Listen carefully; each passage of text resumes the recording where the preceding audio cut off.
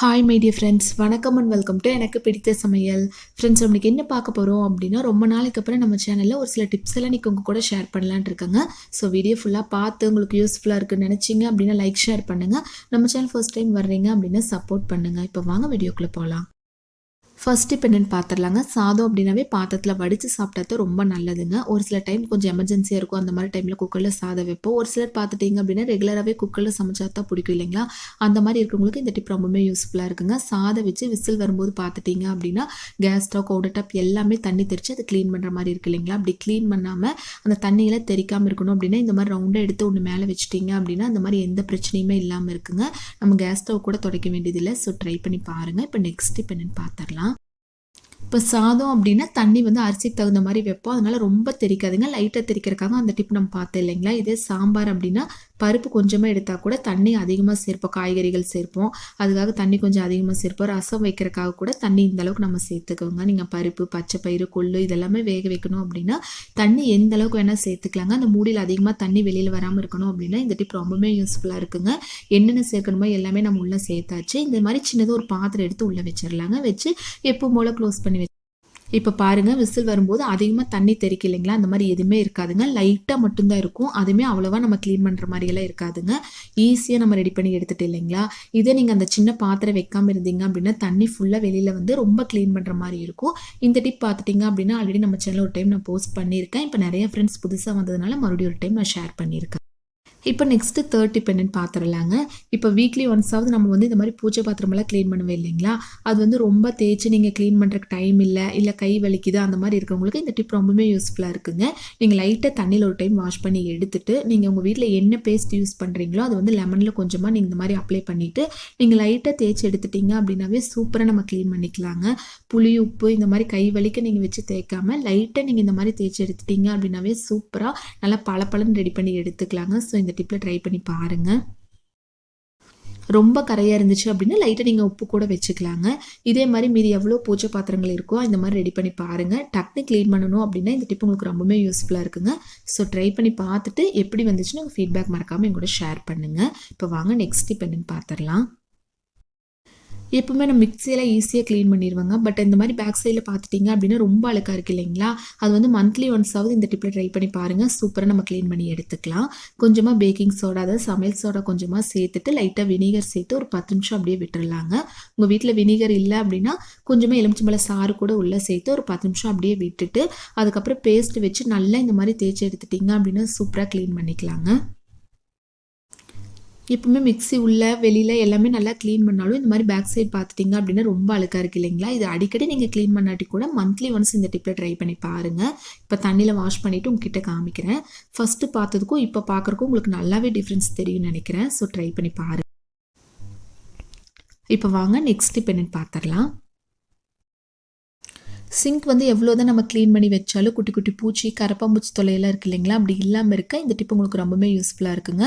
பாத்திரமெல்லாம் wash பண்ணிவிட்டு நீங்கள் லைட்டாக ஷாம்போ, சோப்பை வச்சு சிங்க் ஃபுல்லாக நல்லா க்ளீன் பண்ணி எடுத்துருங்க. க்ளீன் பண்ணிவிட்டு கொஞ்சமாக அதில் வந்து பேக்கிங் சோடா உள்ளே சேர்த்துக்குங்க, சமையல் சோடா. அதுக்கப்புறம் என்ன சேர்க்க போகிறோம் அப்படின்னா இந்த மாதிரி ஹார்பிக், இதுக்காகவே சின்ன டப்பா ஒன்று வாங்கி வச்சுக்கோங்க. இது வந்து வீக்லி ஒரு 2 டைம் இந்த மாதிரி ட்ரை பண்ணி பாருங்கள். உங்களுக்கு வந்து அந்த குட்டி குட்டி பூச்சி தொல்லை, கரப்பாம்பூச்சி தொல்லையெல்லாம் இல்லாமல் இருக்கும். இந்த மாதிரி ஹார்பிக் உள்ளே சேர்க்கும்போது வேறு எங்கேயும் படாத மாதிரி பார்த்துக்குங்க. அந்த பேக்கிங் சோடா மேலே மட்டும் லைட்டாக இந்த மாதிரி உள்ளே சேர்த்துட்டு ஒரு 10 நிமிஷம் அப்படியே விட்டுட்டு அதுக்கப்புறம் சுடுதண்ணி உள்ளே சேர்த்துட்டிங்க அப்படின்னா அந்த கரப்பாம்பூச்சி, குட்டி குட்டி பூச்சி தொல்லை இல்லாமல் இருக்குங்க. ஸோ ட்ரை பண்ணி பார்த்துட்டு எப்படி இருக்குன்னு சொல்லுங்கள். இப்போ சாஃப்டான இடியாப்பம் ரெடி பண்ணுறக்காக 1 கப் அளவுக்கு மாவு எடுக்கிறோம் அப்படின்னா 1 கப் அளவுக்கு மட்டும் நம்ம தண்ணி சேர்த்துக்கலாங்க. இப்போ 1 கப் அளவுக்கு தண்ணி சேர்த்தியாச்சு. சேர்த்து லைட்டாக சூடானதுக்கப்புறம் கொஞ்சமாக உப்பு சேர்த்துக்கலாங்க. இடியாப்பம் வந்து நல்லா சாஃப்டாக இருக்கணும் அப்படின்னா இதில் கொஞ்சமாக நெய் சேர்த்துக்கலாம். நெய் இல்லை அப்படிங்கிறவங்க லைட்டாக எண்ணெய் கூட சேர்த்துட்டு இது நல்லா கொதிக்க காய வச்சு எடுத்துக்கலாங்க. ஒரு டைம் நல்லா மிக்ஸ் பண்ணி காய வச்சு எடுத்து கீழே வச்சிடலாம். இப்போ ஒரு அகலமான பாத்திரத்தில் 1 கப் அளவு கடைகளில் வாங்குவேன் இல்லைங்களா? அந்த அரிசி மாவு எடுத்துருக்குங்க. ஒவ்வொரு அரிசி மாவு ஒவ்வொரு மாதிரி இருக்கும். நம்ம 1 கப்புக்கு 1 கப் அளவு தண்ணி எடுத்தாலும் அது கொஞ்சமாக சேர்த்து நல்லா மிக்ஸ் பண்ணி பார்த்துட்டு ரொம்ப கெட்டியாக இருந்துச்சு அப்படின்னா இன்னும் கொஞ்சம் நம்ம சேர்த்துக்கலாங்க. நான் கொஞ்சமாக வச்சுட்டு மீதி ஃபுல்லாக உள்ளே சேர்த்துட்டேன். சேர்த்து ஒரு கரண்டி வச்சு நல்லா கலந்து விட்டுறலாங்க. அது ரொம்ப கெட்டியாக இருந்ததுனால இன்னும் கொஞ்சம் அதை மீதி வச்சுருந்தேன் இல்லைங்களா? அந்த தண்ணியும் சேர்த்து நல்லா சாஃப்டாக ரெடி பண்ணி எடுத்திருக்கேன் பாருங்கள். வீட்ல வந்து இடியாப்பச்சி இல்ல அப்படிங்கிறவங்க என்ன பண்ணலாம் அப்படின்னா, இந்த மாரி காய்கறி துருவல் இல்லைங்களா, அத எடுத்துக்கலாங்க. அதுல அந்த சின்ன சின்ன ஹோல்ஸ் இருக்கு இல்லைங்களா, அதுல வந்து இந்த மாரி ஃபுல்லா சீவி எடுத்துக்கலாம். உங்களுக்கு வந்து பெரிய ரவுண்ட் ஷேப்ல வேணும் அப்படின்னா, ஃபுல்லா தட்டு ஃபுல்லாவே சீவி எடுத்துக்கலாங்க. இல்ல அப்படிங்கிறவங்க இந்த மாரி சின்ன சின்னதா வேணும் அப்படின்னா, அதுக்கு தகுந்த மாரி நம்ம ரெடி பண்ணி எடுத்துக்கலாம். இப்ப நெக்ஸ்ட் ஒரு இட்லி பாத்திரத்துல கொஞ்சமா தண்ணி சேர்த்து, தண்ணி லைட்டா சூடானதுக்கப்புறம் எப்பவுமே நம்ம இடியாப்பம்லாம் வேக வைப்போம் இல்லைங்களா, அந்த மாரி ஒரு 10 நிமிஷம் மீடியம் ஃப்ளேம்ல இருக்கட்டுங்க. அதுக்கப்புறம் நம்ம ஓப்பன் பண்ணி பார்க்கலாம். இப்போ கரெக்டாக 10 நிமிஷம் ஆச்சுங்க. நம்ம ஓப்பன் பண்ணி பார்த்தோம் அப்படின்னா, நல்லா சாஃப்ட்டான சூப்பரான இடியாப்பம் ரெடி ஆயிடுச்சு இல்லைங்களா? இத அப்படியே ஒரு பிளேட்டுக்கு மாத்திக்கலாங்க. நான் ஆல்ரெடி சொன்ன மாரி உங்களுக்கு பெரிய சைஸ்ல வேணும் அப்படின்னா, தட்டு ஃபுல்லாவே இந்த மாரி ரெடி பண்ணி எடுத்துக்கலாங்க. குட்டி குட்டியா வேணும் அப்படிங்கிறவங்க இட்லி பாத்திரத்துல இந்த மாரி வேக வச்சு எடுத்துக்கலாம். இதுக்கு தேங்காய் பால், நாட்டு சர்க்கரை வச்சு சாப்பிட்டீங்க அப்படின்னா, டேஸ்ட் ரொம்ப ரொம்ப நல்லா இருக்குங்க. ட்ரை பண்ணி பார்த்துட்டு எப்படி வந்துச்சுன்னு சொல்லுங்க. இப்போ ஒரே தோசைக்கல்ல மோஸ்ட்லி எல்லாருமே சப்பாத்தியும் போடுவோம். அதே தோசைக்கல்ல அடுத்த நாள் பார்த்துட்டீங்க அப்படின்னா, தோசை ஊத்துவோம் இல்லைங்களா? அப்படி ஊத்தும்போது என்ன ஆகும் அப்படின்னா, தோசை வந்து ரொம்ப கெட்டியா இருக்குங்க. அது மட்டும் இல்லாம ரொம்ப அங்கங்க ஒட்டிட்டு வர மாரி இருக்கு இல்லைங்களா? அப்படி இல்லாம இருக்கறதுக்கு தோசைக்கல் வச்சு லோ ஃப்ளேம்ல லைட்டா ஹீட் பண்ணி எடுத்துட்டு, ஒரு ஐஸ் கியூப் எடுத்து நல்லா இந்த மாரி எல்லா இடத்துலயும் அப்ளை பண்ணி விட்டுறலாங்க. அது மட்டும் இல்லாம தோசைக்கல் கிளீன் பண்றதுக்கு கூட இந்த டிப் ரொம்பவுமே யூஸ்ஃபுல்லா இருக்குங்க. லைட்டா தோசைக்கல் சூடானதுக்கப்புறம் ஃபுல்லா அப்ளை பண்ணிட்டு, தோசை திருப்பி இருக்கு இல்லைங்களா? அந்த கரண்டி வச்சு லைட்டா நீங்க சொரண்டி விட்டுட்டீங்க அப்படின்னா, எல்லா இடத்துலயும் இருக்கிற அந்த எண்ணெய் பிசு பிசுப்பு எல்லாமே வந்துருங்க. ஈஸியா நம்ம கிளீன் பண்ணிக்கலாம். இந்த மாரி நம்ம கிளீன் பண்ணும்போது தோசை நல்லா மொறு மொறுன்னு சூப்பரா வருங்க. நம்ம சோப்பெல்லாம் வச்சு கிளீன் பண்ணோம் அப்படின்னா, ஒரு 2, 3 நாளைக்கு தோசை சரியா வராது இல்லைங்களா? ஸோ இந்த டிப்ப ட்ரை பண்ணி பாருங்க. தோசைக்கல் லைட்டா ஹீட் ஆனதுக்கப்புறம் இந்த மாரி செஞ்சீங்க அப்படின்னா, சூப்பரா ஈஸியா டக்குன்னு ரெடி பண்ணிக்கலாம். இதெல்லாம் க்ளீன் பண்ணிவிட்டு நான் தோசை கூட உங்ககிட்ட ஊற்றி காமிக்கிறேன் பாருங்கள். தோசை அவ்வளோ முறுமுறுன்னு ஃபஸ்ட்டு தோசையே சூப்பராக நம்ம ரெடி பண்ணி எடுத்துக்கலாங்க. நீங்கள் எண்ணெய் சேர்த்தாட்டி கூட தோசை நல்லா வரும். நான் லைட்டாக எண்ணெய் சேர்த்துருக்கேன். நீங்கள் சேர்த்தாம கூட ட்ரை பண்ணி பாருங்கள். இப்போல்லாம் நல்லா க்ளீன் பண்ணிவிட்டு டவல் வச்சு ஃபுல்லாக தொடச்சி எடுத்துட்டு தோசைக்கல் லைட்டாக ஹீட் ஆனதுக்கப்புறம் லைட்டாக தண்ணி தெளிச்சுட்டு எப்பவும் போல் நம்ம தோசையை ஊற்றிக்கலாங்க. ஃபஸ்ட்டு தோசையை பாருங்கள் எவ்வளோ சூப்பராக வந்திருக்கு அப்படின்னு. தோசைக்கல்லில் க்ளீன் பண்ணோம் அப்படின்னா ஸ்டார்டிங்கில் அதாவது தோசை ஊற்றுறதுக்கு முன்னாடியே லைட்டாக ஆயில் அப்ளை பண்ணுவேன் இல்லைங்களா? அப்படியெல்லாம் எதுவுமே தேவையில்லைங்க. நீங்கள் இந்த டிப்லேயே ட்ரை பண்ணி பார்த்துக்கலாம். இப்போ லைட்டாக எண்ணெயோ நெய்யோ எது வேணாலும் சேர்த்துக்கலாங்க. வேண்டாம் அப்படின்னா கூட தாராளமாக நீங்கள் ஸ்கிப் பண்ணிக்கலாம்.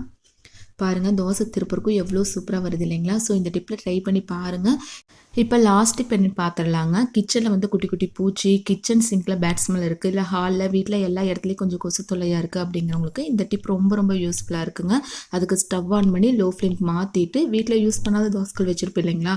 அதாவது தூக்கி போடுறதுக்காக வச்சுருப்போம். சரி ஏதாச்சும் யூஸ் ஆகும் அப்படிங்கிறக்காக ஒரு தோசைக்கல் இருக்குது இல்லைங்களா? அந்த மாதிரி தோசைக்கல் எடுத்து லைட்டாக சூடானதுக்கப்புறம் அதில் கொஞ்சமாக இன்ஸ்டன்ட் காஃபி பவுடர் உள்ளே சேர்த்துக்கலாங்க. நான் சன்ரைஸ் எடுத்திருக்கேன். நீங்கள் எது வேணாலும் சேர்த்துக்கலாம்.